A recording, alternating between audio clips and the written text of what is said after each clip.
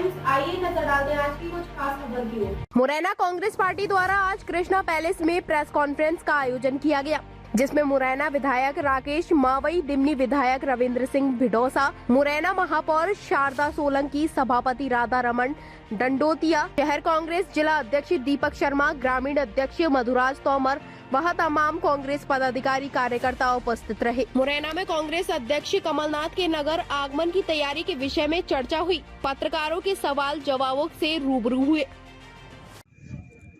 अध्यक्ष जी, आज ये प्रेस कॉन्फ्रेंस बुलाई है, क्या मुद्दे हैं? सबसे पहली तो बात यह है कि मध्य प्रदेश के माननीय अध्यक्ष जी, पूर्व मुख्यमंत्री कमलनाथ जी का 5 तारीख को मुरैना में आगमन है और साथ ही जिला कांग्रेस कार्यालय का उद्घाटन भी हुआ है। जो हमें जिम्मेदारी माननीय कमलनाथ जी ने वरिष्ठ नेतृत्व में दी है, उसको हम पूरी ईमानदारी के साथ सभी कांग्रेस पार्टी के सभी पदाधिकारी, सभी वरिष्ठ नेतृत्व, सभी युवा साथियों, सभी ब्लॉक मंडलम और सेक्टर के सभी साथियों के साथ मिल करके और मुरैना ज़िले में कांग्रेस को बहुत मजबूती के साथ खड़ा करना है। और आने वाले समय में विधानसभा चुनाव चूँकि नज़दीक है, 6 की 6 विधानसभा सीटें जीतना एक मुख्य लक्ष्य है। कमलनाथ जी के नेतृत्व में मध्य प्रदेश सरकार बनानी है।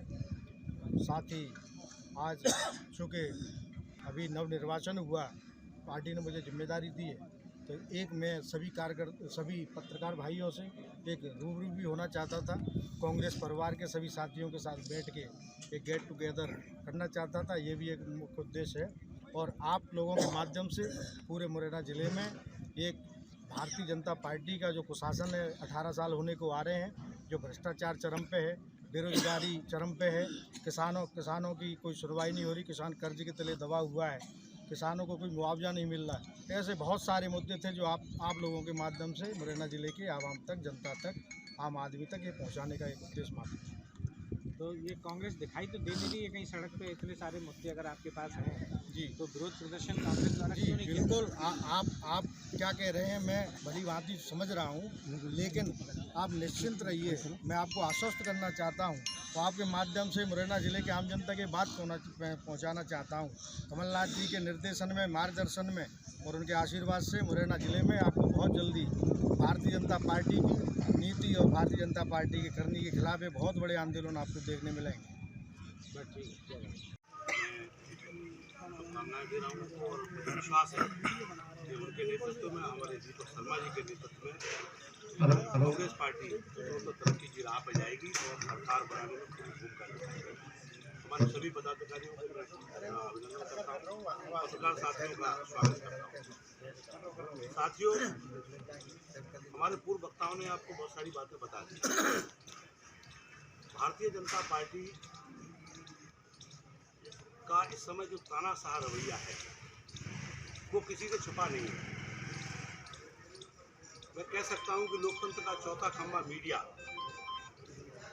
महापौर के चुनाव में हम नेतागिरी कर रहे हैं, हम लोग पब्लिक फेस में हैं। जनता आशा करती है कि हम विपक्ष के लोग जब प्रश्न पूछेंगे तो सत्ता उसका जवाब देगी।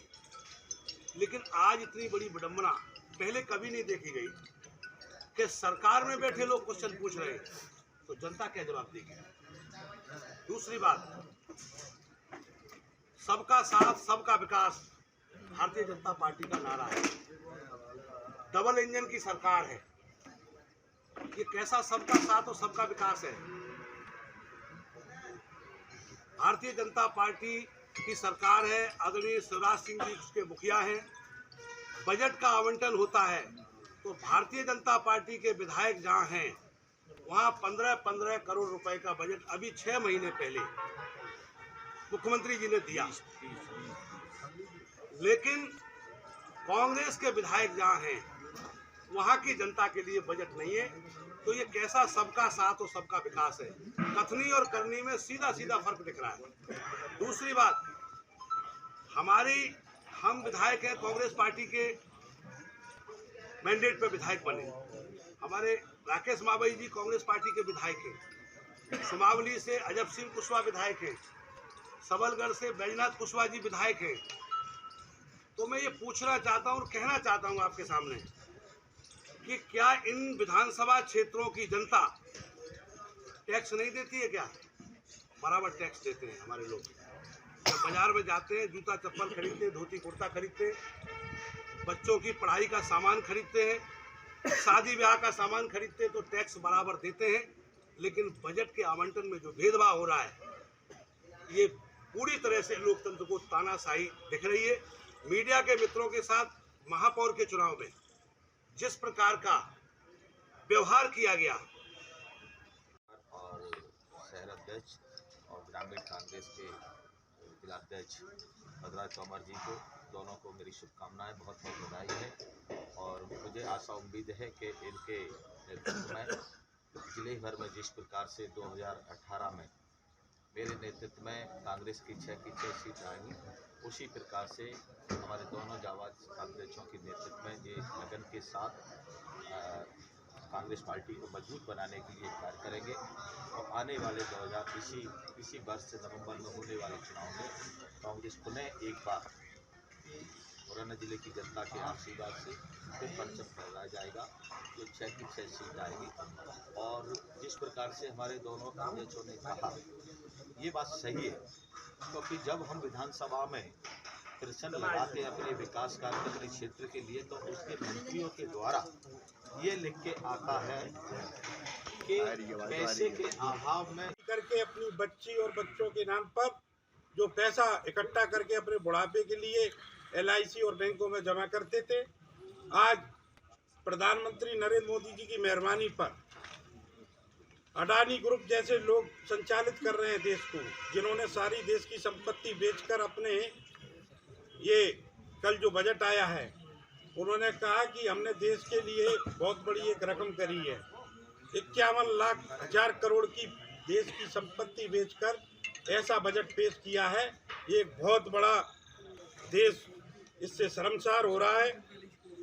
दूसरा, आज पूरे देश में हम लोग भी गर्व से कह रहे हैं कि हम हिंदू हैं, मगर आज देश में नफरत की राजनीति भारतीय जनता पार्टी कर रही है और भाई को भाई से इस राजनीति के ऊपर एक दूसरे से लड़ाने का काम कर रही है। अगर हिंदुओं पे कोई बात आएगी तो उसके लिए कांग्रेस भी खड़ी है। ये लोग हिंदू की राजनीति करते हैं, ये धर्म की राजनीति करते हैं, मगर ये हिंदू को काम ना करने के कारण ये लड़ाने का काम ज़्यादा करते हैं। आज देश में नरेंद्र मोदी जी के समय GDP 0.5% हो गई है।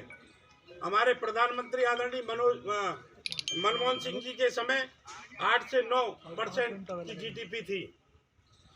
चुनावी घोषणा में 2020 के में जब हमारे उपचुनाव हुए, हमारे विधायक कांग्रेस के बने, तब इनका मेडिकल कॉलेज के बड़े बड़े वादा थे।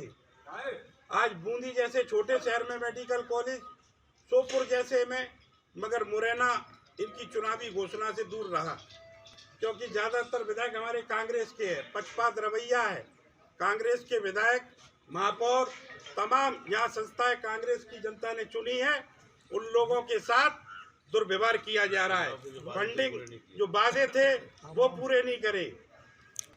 नगर निगम में जो 7 साल में बीजेपी बैठी रही, 2,500 करोड़ से ऊपर के काम नगर निगम में दर्शाए गए हैं। हमने पहले प्रेस वार्ता में आगामी पत्रकार बंधुओं को भी 2,500 करोड़ की सूचना के अधिकार से वो निकाला था, मगर आपको पूरे शहर में अगर कहीं भी विकास हुआ हो, शहर पूरा खुदा डला था। जिस बदतर स्थिति में था उससे ज़्यादा बदतर होता जा रहा है। हमारे महापौर बनने के बाद, सभापति बनने के बाद, कांग्रेस का जब पैनल आया, शहर के विकास के लिए लगातार हर वार्ड में एक मीटिंग और जाने का काम महापौर जी और सभापति जी ने किया, मगर नगर निगम में भी इनका दुर्व्यवहार चल रहा है और इस तरह पूरे शहर का विकास रुका हुआ है। जल परियोजना मुरैना में जो 300 करोड़ की आई है, चंबल योजना, इनके बारे में भी मैं कहना चाहता हूँ, ये उस व्यक्ति जो संचालित हमारी खबरों से जुड़े रहने के लिए हमारे चैनल को सब्सक्राइब करें और बेल आइकन को दबाएं ताकि खबर की नोटिफिकेशन आपको मिलती रहे।